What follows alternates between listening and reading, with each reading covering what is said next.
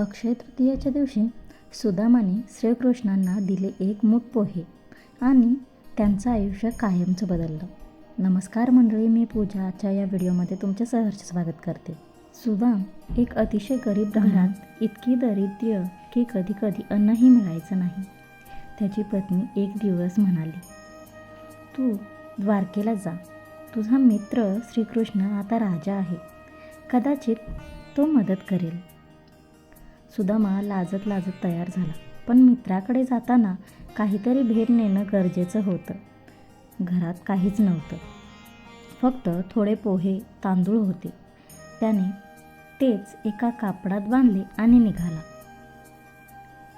तेव्हा तो द्वारकेत पोहोचला तेव्हा श्रीकृष्णांनी त्याला पाहताच धावत जाऊन मिठी मारली. राजा असूनही त्याने सुदामाचे पाय धुतले आणि प्रेमाने विचारले, माझ्यासाठी काय आणले आहेस? सुदामा लाजला, लपवू लागला, पण श्रीकृष्णाने ते पोहे घेतले आणि आनंदाने खायला सुरुवात केली. मित्रांनो, ते पोहे नव्हते, ती होती भक्ती, प्रेम आणि श्रद्धा. असं म्हणतात, ही भेट अक्षय तृतीयाच्या पवित्र दिवशी झाली होती.